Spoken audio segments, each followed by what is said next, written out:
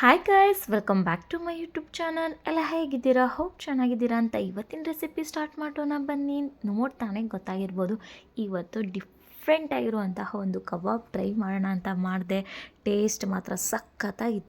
ಅದಕ್ಕೆ ನಾನು 1 kgಯಷ್ಟು ಚಿಕನ್ ತೊಗೊಂಡಿದ್ದೆ. ಹಾಗೆ ಕಬಾಬ್ ಮಸಾಲ ರೆಡಿ ಇರುತ್ತಲ್ಲ, ಗ್ರೀನ್ ಕಲರ್ದು ಪುದೀನ ಫ್ಲೇವರ್ ತೊಗೊಂಡಿದ್ದೆ, ಅದನ್ನು ತೊಗೊಂಡಿದ್ದೆ ಅಷ್ಟೇ. ಮತ್ತು ರುಚಿಗೆ ತಕ್ಕಷ್ಟು ಉಪ್ಪು, ಅರಿಶಿನ ಮತ್ತು 1 ಟೇಬಲ್ ಸ್ಪೂನಷ್ಟು ಶುಂಠಿ ಬೆಳ್ಳುಳ್ಳಿ ಪೇಸ್ಟು ಇಷ್ಟೇ. ಮತ್ತು ಒಂದು ಮೊಟ್ಟೆನ ವೈಟ್ ಭಾಗನ ಆ್ಯಡ್ ಮಾಡಿದ್ದೆ ಅಷ್ಟೇ.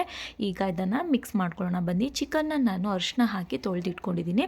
ಅದು ತೊಳೆದಿರುವಂತಹ ಚಿಕನ್ನ ಸಪ್ರೇಟ್ ಮಾಡ್ಕೊಂಡ್ಮೇಲೆ ರುಚಿಗೆ ತಕ್ಕಷ್ಟು ಉಪ್ಪು, ಅರಿಶಿನ ಹಾಗೆ ಶುಂಠಿ ಬೆಳ್ಳುಳ್ಳಿ ಪೇಸ್ಟನ್ನು ಹಾಕಿಬಿಟ್ಟು, ಏನು ನಾನು ಪುದೀನ ಪ್ಯಾಕೆಟ್ ತೋರಿಸಿದ್ನಲ್ವಾ, ಅದನ್ನು ಸಹ ಕಟ್ ಮಾಡಿ ಹಾಕ್ಕೊತಿದ್ದೀನಿ ಅಷ್ಟೇ. ನಾನು ಒಳಗಡೆ ಗ್ರೀನ್ ಕಲರ್ ಮಸಾಲ ಇರುತ್ತೆ ಅಂದ್ಕೊಂಡೆ, ಬಟ್ ಗ್ರೀನ್ ಕಲರ್ ಇರಲಿಲ್ಲ, ರೆಡ್ ಕಲರೇ ಇತ್ತು. ಹಾಗೆ ಒಂದು ಮೊಟ್ಟೆನ ಬಿಳಿ ಭಾಗ ಏನಿರುತ್ತಲ್ವ, ಅದನ್ನು ನಾನು ಹೊಡೆದು ಹಾಕ್ಕೊತಿದ್ದೀನಿ. ನೀವಿಲ್ಲಿ ನೋಡ್ಬೋದು, ನಾನು ಒಂದು ಸಣ್ಣ ಹೋಲ್ ಮಾಡಿಬಿಟ್ಟು ಸ್ವಲ್ಪನೇ ಎಗ್ ವೈಟನ್ನು ಆ್ಯಡ್ ಮಾಡ್ಕೊತಿದ್ದೀನಿ. ನೋಡಿ, ಯೆಲ್ಲೋ ಕಲರ್ ನಾನು ಅದರಲ್ಲೇ ಬಿಟ್ಬಿಟ್ಟೆ. ನೀವು ಬೇಕಿದ್ರೆ ಫುಲ್ ಮೊಟ್ಟೆನೂ ಸಹ ಹಾಕ್ಕೋಬೋದು. ಒಂದು ಮೊಟ್ಟೆ ಫುಲ್ ಆಗಿಬಿಡುತ್ತೆ, ಹಾಗಾಗಿ ನಾನು ಬರೀ ವೈಟ್ ಕಲರ್ ಅಷ್ಟೇ ತೊಗೊಂಡಿದ್ದೀನಿ. ಕಲಿಸ್ತಾ ಸ್ವಲ್ಪ ಗ್ರೀನ್ ಕಲರ್ ಕಾಣ್ತು, ಅದು ಕಲ್ಲರಿಂಗ್ ಆ್ಯಡ್ ಮಾಡಿದ್ದಾರೆ ಅನಿಸುತ್ತೆ. ಬಟ್ ಟೇಸ್ಟ್ ಮಾತ್ರ ಎಷ್ಟು ಚೆನ್ನಾಗಿತ್ತು ಅಂದರೆ, ನೀವು ಇದನ್ನು ಟ್ರೈ ಮಾಡಿಬಿಟ್ರೆ ಪಕ್ಕ ಫಿದಾ ಆಗಿಬಿಡ್ತೀರಾ. ಓಕೆನಾ, ನೆಕ್ಸ್ಟ್ ಲೆವೆಲ್ ಅಂತ ಹೇಳ್ಬೋದು. ರೆಡ್ ಕಬಾಬ್ ತಿಂದು ಬೇಜಾರಾಗಿರುತ್ತೆ. ಯಾವಾಗಲೂ ಒಂದೇ ಥರ ತಿಂತಿದ್ದೀವಿ ಅನ್ನೋರು ಇದನ್ನು ಮಾತ್ರ ತಿನ್ನಿ. ಬಾಯಲ್ಲಂತೂ ಚಟ್ಪಟ ಮಸಾಲ ಅಂತಾರಲ್ಲ, ಆ ಥರ ಇತ್ತು ರುಚಿ.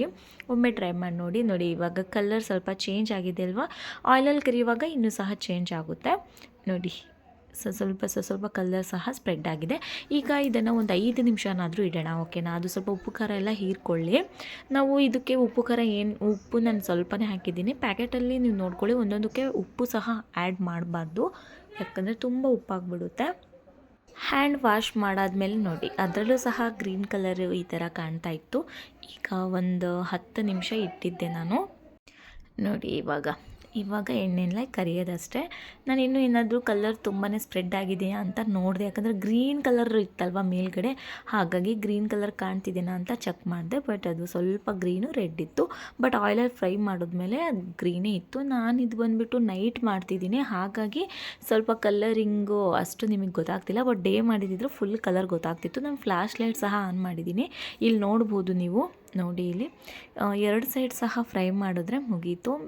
ಸೇಮ್ ಏನು ನಾವು ರೆಡ್ ಕಬಾಬ್ ಮಾಡ್ತೀವಲ್ಲ, ಅದೇ ಥರದ್ದು ಪ್ಯಾಕೆಟ್ ಪೌಡ್ರ್ ಹಾಕಿ ಮಾಡಿರೋದು. ಬಟ್ ಗ್ರೀನ್ ಫ್ಲೇವರ್ ತೊಗೊಂಡಿದ್ದೀನಿ ಅಷ್ಟೇ. ಕಲ್ಲರು ಮತ್ತು ಫ್ಲೇವರು ಚೇಂಜ್ ಇದೆ.